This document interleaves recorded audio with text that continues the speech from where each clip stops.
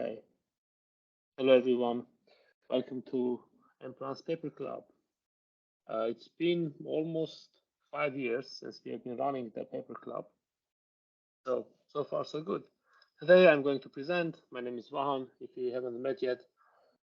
Today, I'm going to speak about one of the outstanding paper award winners from ICLR, which I think concluded last week, or maybe still going on this week, in Rwanda. So today we are going to speak about GNNs. Interestingly, a few of the papers that they talk about here we covered in previous paper clubs. And just like the last couple of years of GNN research, this paper also focuses on expressive power of GNNs, and they try to find a new way to measure that because the concept of expressive power is also not very clear. And then they also run experiments, compare existing methods. Obviously, they come up with a new architecture, which is so much better than everything else before it. Okay. So the authors are from Peking University, and the paper is titled Rethinking the Expressive Power of GNNs via Graph Biconnectivity. So we are going to talk about graph theory quite a bit. What's connectivity, what's biconnectivity, how it's related to the WL test, which has been used to quantify expressiveness of GNNs. I'll try to give as much background as possible, but of course, if I miss anything, please stop and ask. I'll try to not make any assumptions about prior knowledge. Okay.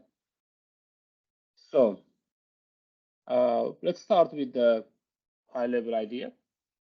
The point is we covered this other paper on curvature that was studying how graph curvature affects GNN effectiveness of various GNN models. The other important thing is the isomorphism tests. Right? WL is an isomorphism test. I'll discuss that in a moment because they have the details in the appendix also. But here there is a new notion, new in terms of studying GNNs, new notion of studying GNN expressive power. It's kind of similar to, at least intuitively, it seems similar to me to curvature, but it's called biconnectivity. Okay? Intuitively, biconnectivity refers to the idea that if you remove a node or an edge from a graph, that node or an edge may break the connectivity of the graph. So those would be called the biconnectivity edge or a node. Okay, and then we will use this notion to study which sort of GNNs perform better in terms of expressive power. Okay, any comments here? Okay, the interesting thing is that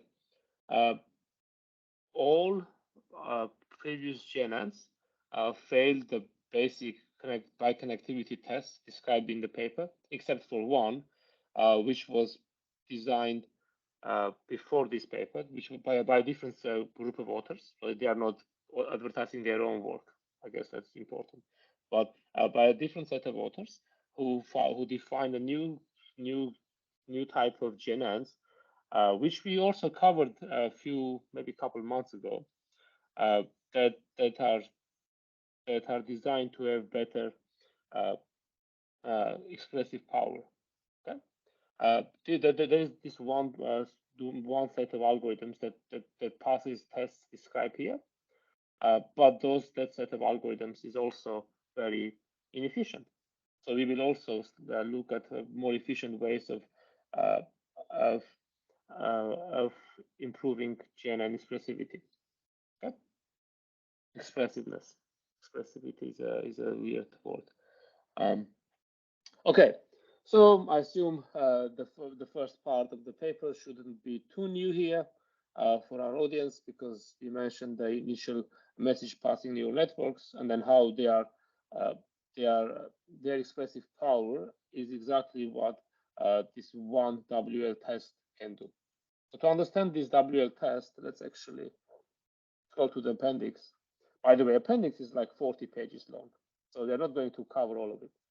Just the first bit, just to understand the important WL test. Okay?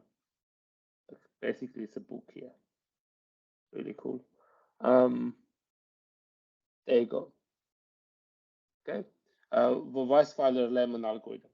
So it's a fairly old algorithm. It's a graph coloring algorithm, and in some ways, it's actually similar to how GNNs work. The idea is that you start your graph.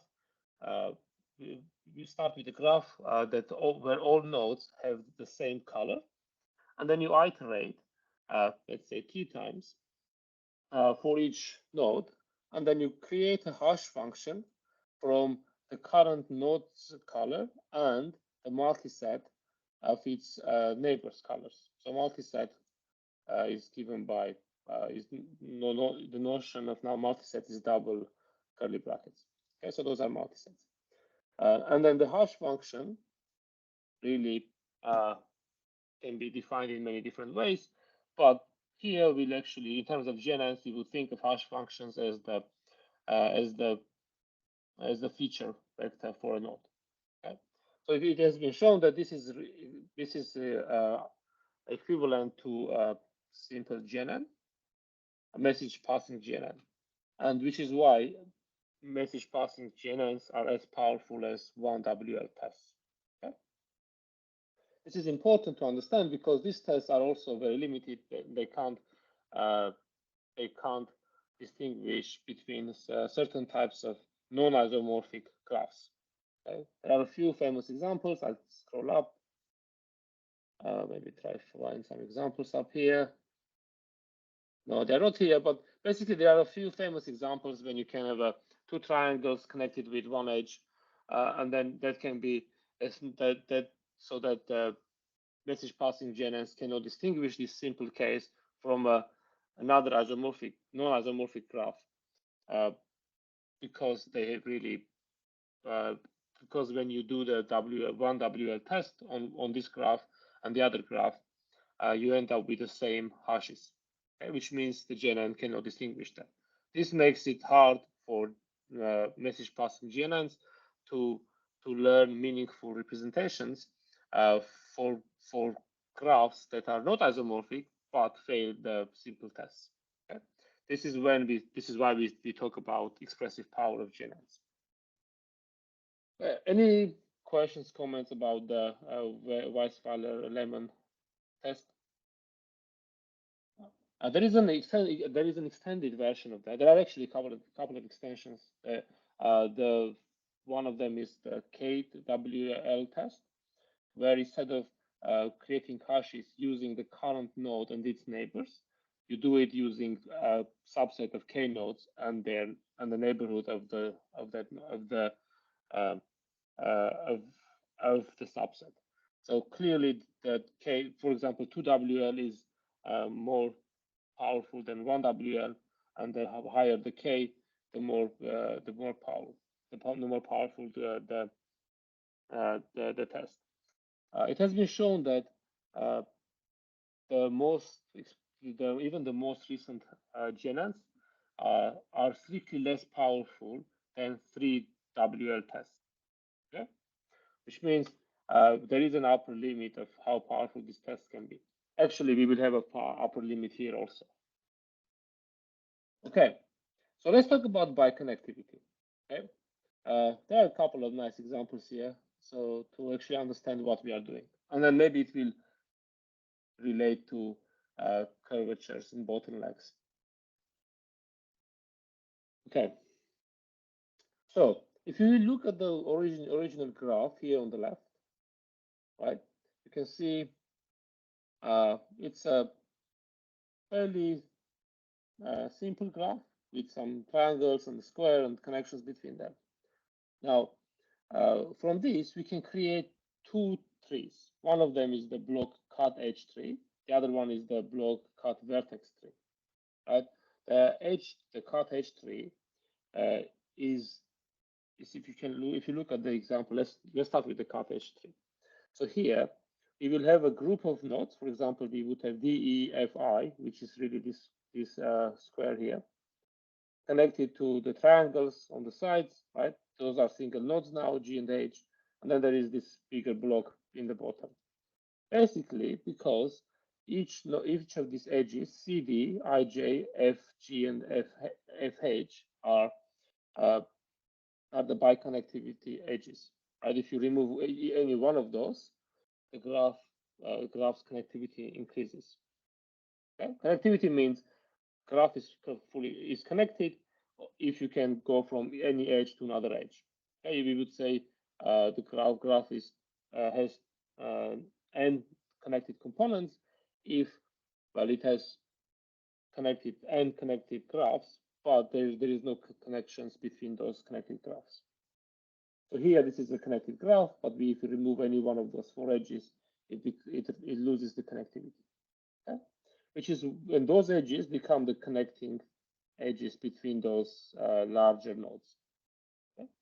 And the idea is that once we do this, we end up with a tree structure. This is a tree.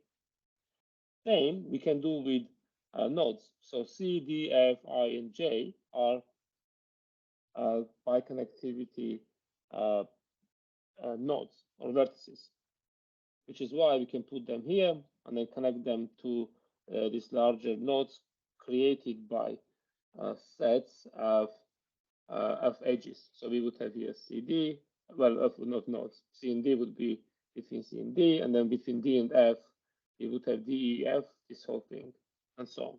Okay? This one also results in a tree. Okay, so those are graph theory concepts used in many different ways, but here we'll use them to study expressive power of GNNs. Any questions? Right. So why did I think that this biconnectivity was kind of similar to bottlenecks and curvature? So we spoke. There was this other paper which we also covered here a few months ago about bottlenecks, and you can see that this is kind of a bottleneck, right? There is only one edge connecting two fairly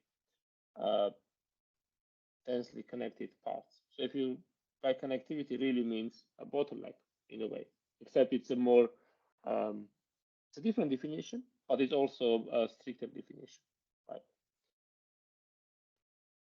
And kind of makes sense that it's difficult to pass information between two parts of the graph when you have only one edge in between, which makes it hard to learn on this sort of graph. Okay, let's continue here. Let's maybe talk about the main contributions. Okay, so what this paper proposes is the main contribution is then to give principled and efficient way to design GNNs that are expressive for biconnectivity problems. The biconnectivity problems there are three of them. One is find edges or nodes that define the connectivity of the graph. Okay, those would define the biconnected components. The other problem is, let's actually find the list here. In this paper, here, three problems, right? Trying to find the definitions actually. Finally, first,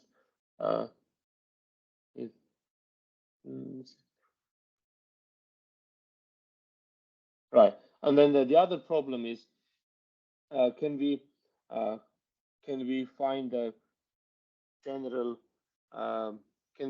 once we have embeddings for the graph, not for just edges, but for the whole graph, can we distinguish between two graphs if they are not isomorphic, right? Can we have a GNN that can find an embedding for two graphs that are not isomorphic, that are different, right? We know that message passing frameworks cannot do it better than the 1WL test. So we want to see, can we find a way to do it better? And the answer is yes, we can. And the solution is to incorporate edge distances.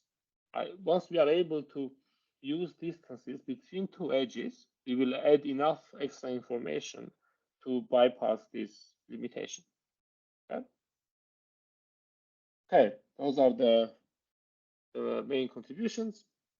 And here, there is also this table describing theoretical results on expressive power of different GNN models. If you look here, message passing neural networks, GSN is another one. So those are all methods that actually fail on all biconnectivity problems. Finding the cut vertices, the cut edges, finding the biconnectivity tree, and vertex tree and the edge tree. Right? So they show that all these problems, all these methods actually fail those solving those biconnectivity problems. But on the other hand, this other paper called ESAN actually passes all tests in an interesting way. They actually propose two methods, but the more powerful one is this one. We'll talk about this, how the details work here. But it actually, they can show that even in theory, this one paper can actually solve the biconnectivity problem. And then they propose another method based on generalized distance WL test, which basically adds distance information to the coloring algorithm that can also solve all problems. But in addition, it's also much simpler. If you look at the time and space complexities, the simpler neural networks are actually a lot more efficient, but cannot solve these biconnectivity problems. The one paper, the one algorithm that can solve those has pretty high, pretty high complexity for time and space, right? Quadratic complexity. And they show that even though, well, the time complexity is still quadratic, it's still lower, right? Because there is no dependency on number of edges. And the space complexity is linear. It's mostly because you can test biconnectivity using depth first search in linear space. Okay. Okay, there is one more algorithm here, but those are actually very inefficient with cubic complexity in time. Okay. Any comments here? They also, oh yeah, there is also interesting bit here. When it comes to practical implementation, they show that you can actually implement this theory using multi-head attention with distance embeddings. Sort of like positioning embeddings, but there it's actually distance between nodes. Kind of similar idea, which is why it becomes fairly easy to implement and make it very parallel. Cool. A bit of graph theory here. We spoke about connectivity, biconnectivity. Let's see what else we have here. Cutting edge block, cut edge tree. So this is the tree that results after creating the cut edge biconnectivity graph. There is also the vertex version, mathematical definitions. We don't really need to see those. The idea is that, well, given a graph, we can come up with both of those trees. Okay. So what was the block cut vertex tree again? How would I build this? Right. So you find the vertices that break the connectivity, the biconnectivity vertices. So those are bridges. No, edges are called bridges. Vertices have a different name.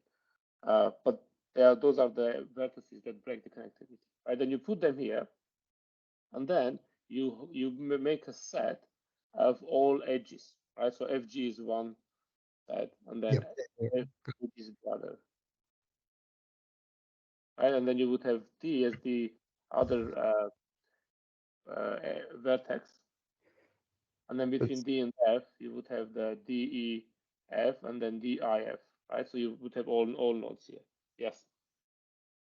Yeah. You would have the paths between them. So the nodes are no the nodes are still sets of nodes, right? Yes. So do you mean this? Yes. Yeah. Okay. This is a bit confusing, but I think we'll just have to think about it a bit deeper. Yeah. So you would have, you would have a node which are the cutting nodes, but you would also have these other nodes which are the hashes or the sets from nodes which define the shortest paths between those two nodes. Yeah. So for example, here from C, you would have to go also from A, B, and C, right? This is component for A, B, and C. Yep. Yep. And you can calculate this using depth first search. Yep. Okay? Thanks. Cool. Right, we spoke about the isomorphism and color refinement algorithms. Actually, we can go here and XP to see some examples, maybe. Nope, all proofs, no examples. Okay, nope, can't find the examples yet. At the end, I can maybe find quickly from another paper. But basically, well, isomorphism. So what we want to do here, right? Coloring algorithms. The idea is that given an edge, we assign a color using bijective mapping, right? And then we would say that there is isomorphism. Well, given an edge, given a node, we put a color, but then we would say there is isomorphism.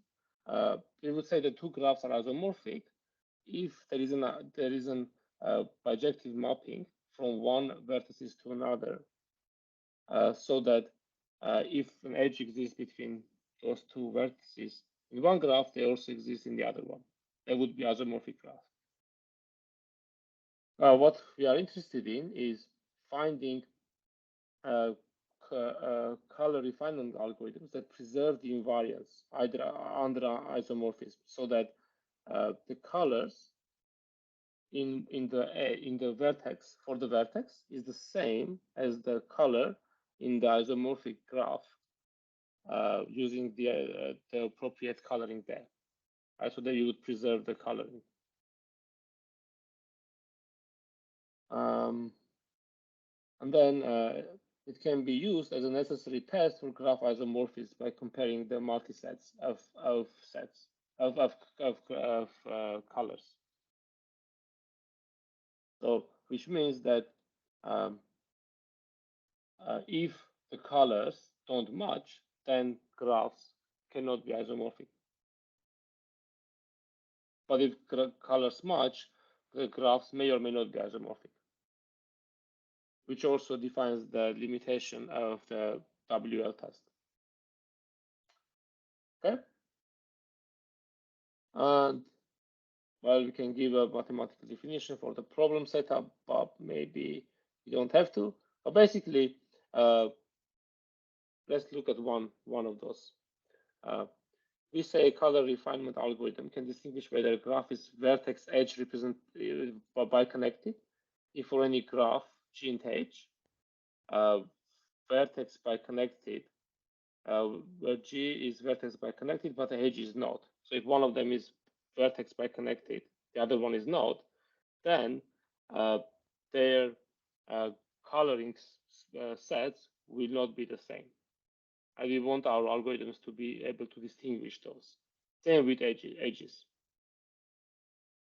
And then do the same thing also for the tree.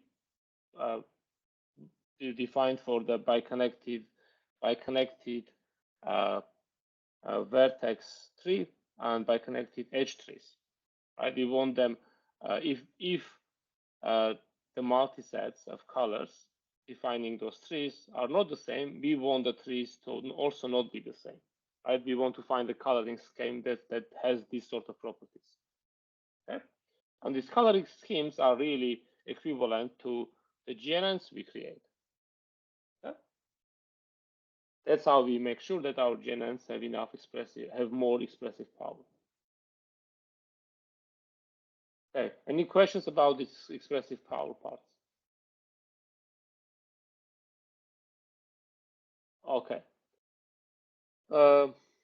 Here, well, they give some concrete examples where, for example, T is a well-known example. Actually, let's look here. We have the graphs in the first row have cut vertices outlined in red. Right, so these would be the cut vertices, all red, or actually it's orange. But, right. Some of them also have cut edges. For example, here, right, cut edges.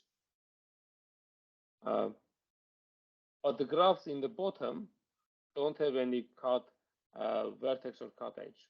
But those are actually isomorphic graphs.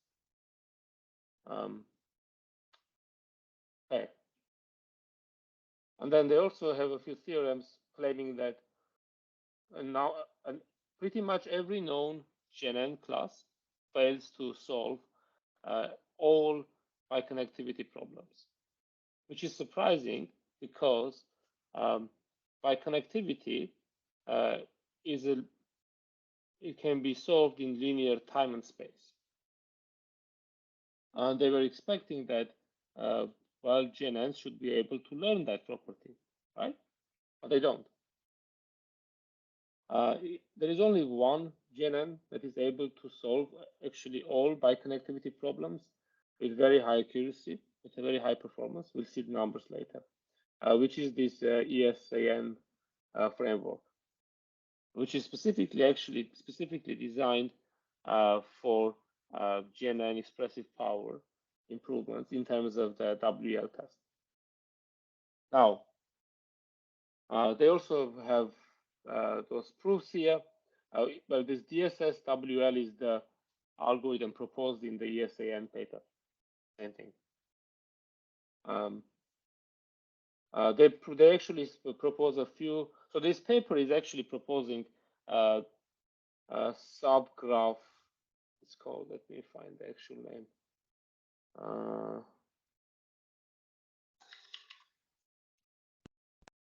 It's called equivalent subgraph aggregation network. So what they do is they take subgraphs based on some policy, and then they aggregate those. This basically becomes maybe similar to using a higher degree of WL test, but not quite. But they can actually show that those sort of algorithms, depending on the policy of choosing the subgraphs and aggregating, has higher expressive power. Okay, and here also we observe that even in this definition of expressive power, in terms of biconnectivity, these algorithms actually perform very well. Okay. Questions? Okay, I'm trying to explain the concepts here, but I hope it's okay. So interestingly, only the oh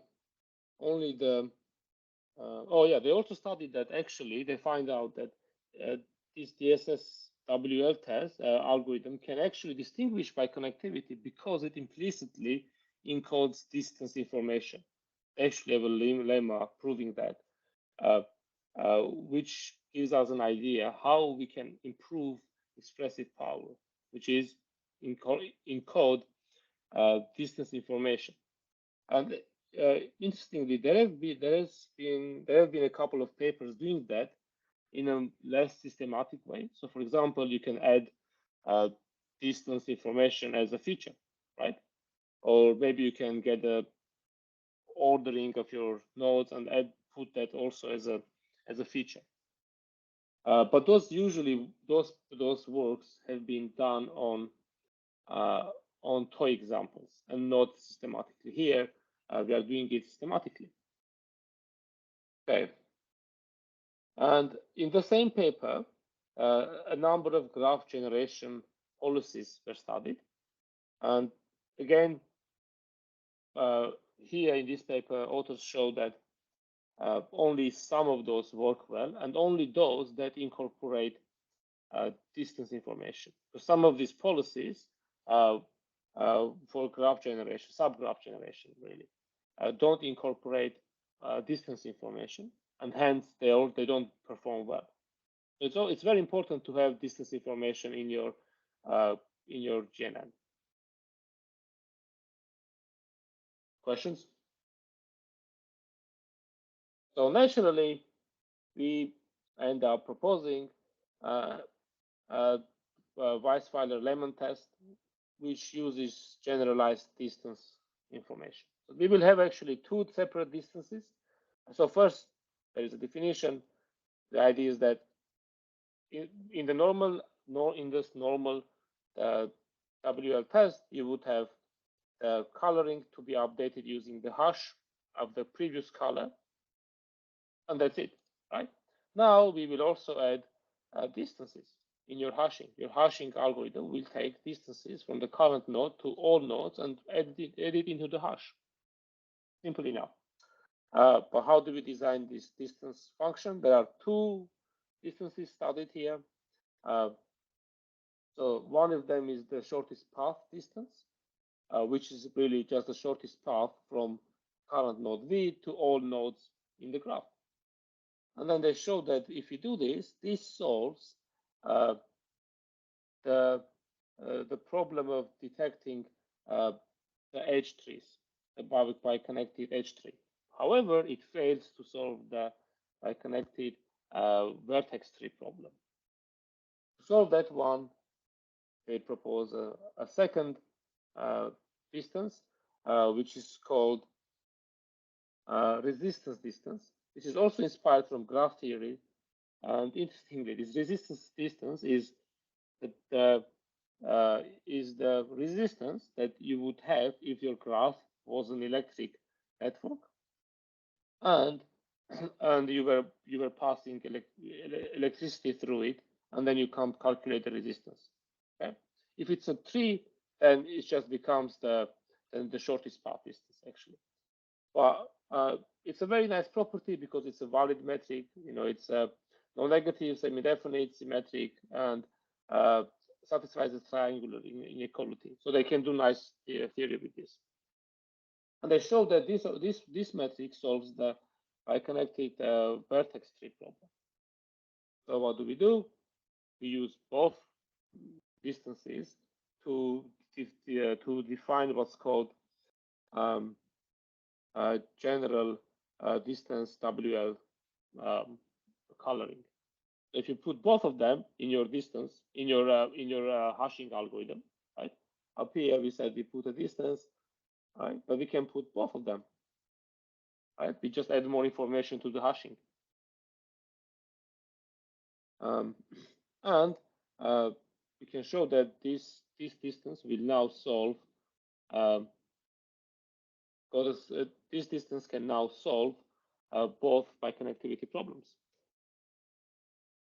Okay, here are it.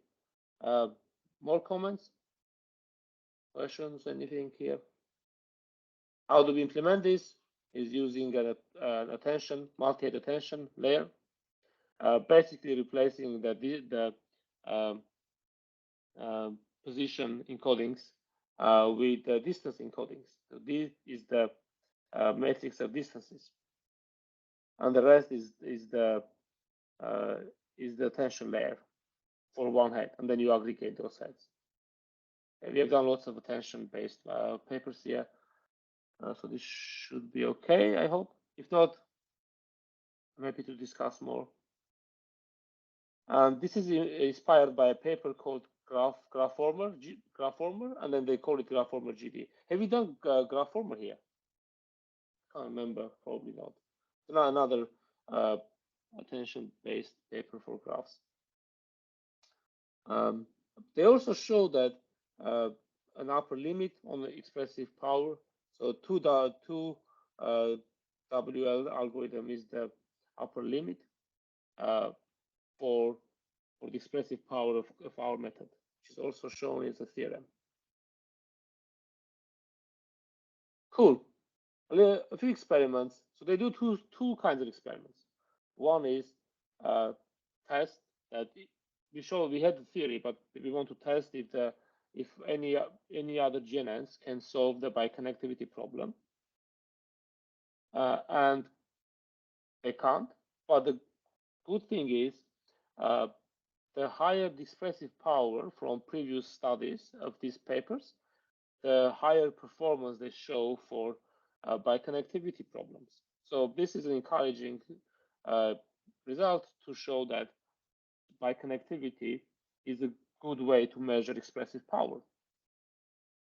And then, interestingly, their Graphomer GD gets 100% in terms of accuracy, in terms of detecting cut vertices and cut edges, because it's literally encoded in the algorithm. And they also show that if you don't have the resistance distance, solving cut vertex problem doesn't get 100% accuracy. Okay, so those are done on artificial examples from a set of problems they collected from a number of other papers and their own examples as well. Okay, so that's about biconnectivity. The other set of experiments is, well, testing the algorithm on a standard benchmark. So here they use this zinc data set of molecules. I think the large one has 500,000 molecules, quite large number. And the test is, well, it's actually a mean absolute error performance. So it's a regression task. And to have some sort of fairness between all these different algorithms, right? Message passing, these higher order GNNs, substructure based ones. Those are GNNs that use the underlying structures in the GNN more explicitly. The subgraph based ones also. There are lots of algorithms. I suspect most or all of them are available from PyTorch Geometry, which makes it easier to run these experiments. Graph transformers, another set of algorithms. Graphomer is here too. And the last row is the algorithm proposed here. Okay. And then they try to make the number of parameters about 500,000 for all models to make it relatively fair. I noticed that this one small algorithm, which actually does very well, is so much smaller. This was interesting to notice. They also report time in seconds per epoch, because the simpler GNNs, the message passing ones are faster, a lot faster actually, but a lot less powerful also. Basically, the Graphomer GD beats all algorithms, most of them with a large margin, but some of them are actually quite close. For example, this URP, the transformer-based one, very recent paper, does very closely, very well also. But obviously, the older message passing ones are actually pretty poor here. There are two sets. One is the full set with, let's say, how many thousand?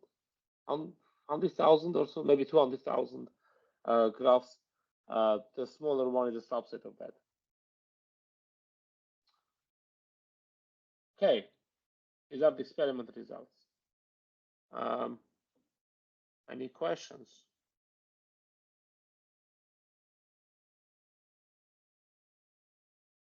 Okay, I guess very straightforward.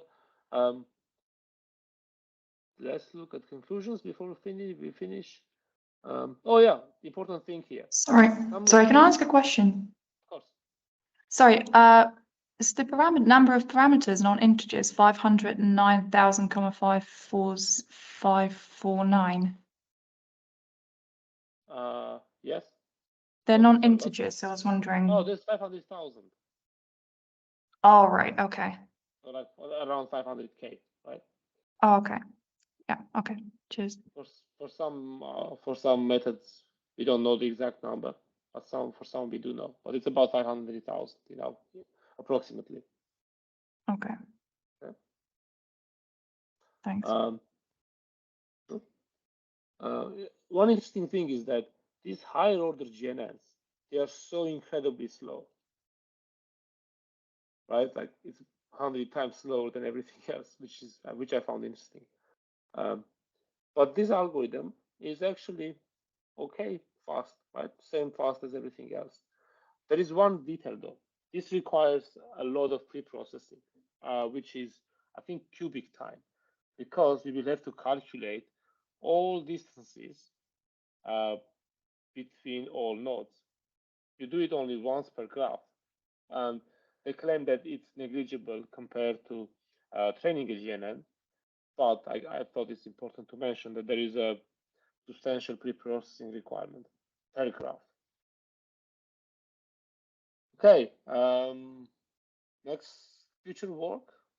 Here they mention, oh yeah, extending so they are proposing that biconnectivity should be seen as an alternative, or possibly a better alternative than WL tests, because so far expressive power of GNNs has been studied in terms of WL hierarchy, right? Can it match a 1 WL coloring scheme or 2 WL? We know that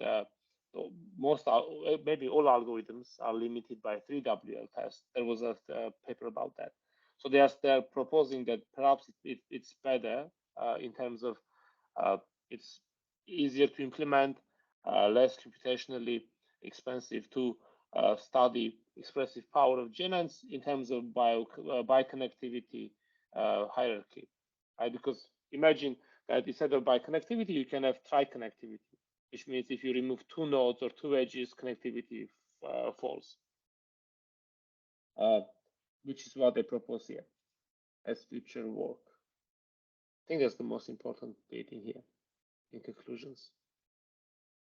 I found it interesting that in acknowledgements, they mentioned people who proofread all their proofs and corrected some minor errors. I wouldn't want to be a reviewer for this paper, but it's a very important work. All proofs are available in the appendix. If you are interested, if you like graph theory, would be a fun read, I'm sure. Otherwise, you can add here any more comments. Sorry, I missed this before, but what was the size of the graphs in the data sets they did experiment? They didn't say. I looked for that too. They said it's like 200 or 300,000 graphs, but they can't be very big because the time per epoch is also very small. If you see, that takes like 10 seconds per epoch. What? With 300,000 graphs? I think so. It can't be big graph, right? Graph this by being small graphs. You want to find out? You can actually find out. I haven't looked at this. Oh no, sorry, I was wrong. No, yeah, 250,000 molecules. Yeah. You can actually find it. How could they 250,000 molecule graphs in that amount of time? Yeah, maybe it's in this appendix. I didn't see the size of molecules. Anyway, the reason why I bring it up is because I heard that graph former, like even without these distances, one of its current limitations is that it basically performs attention over the entire graph. So there's layers that treat the graph as a complete graph, and that takes up a lot of memory. And so these models so far don't generalize to large graphs. And so I'm wondering, like, did they figure that out as part of this work? I'm pretty sure those are small molecule graphs. we can actually find out. I found the paper proposing the benchmark. Wow. Can we find the up? Haven't we seen this paper? This sounds very, maybe not. Number of graphs. This is the small thing. Average nodes 23. Those are tiny graphs, right? Molecules are usually small graphs. You're muted, Peter. I was gonna say, they're tiny for us, but not for the current research that's being done. Just because we have to deal with really large graphs at implant. But in the scheme of like what's done in research literature, 23 is not that, it's a medium. I think we looked at these benchmarks before. There are other data sets. So if you want a large number of nodes, you would have just one graph. If you want many graphs, you would have fairly small ones, like 275 is the largest here. Okay. Any other comments? Cool. Thanks all. We can end here. We don't currently have a plan for next week, but keep an eye on the wiki. We'll put the next paper there. Vahan, because I'm next in the road, I think it'd be better if we just postpone it 1 week. So I'll present in 2 weeks just because of the NURBS deadline. Oh yes, we are working on towards the NURBS deadline. Cool.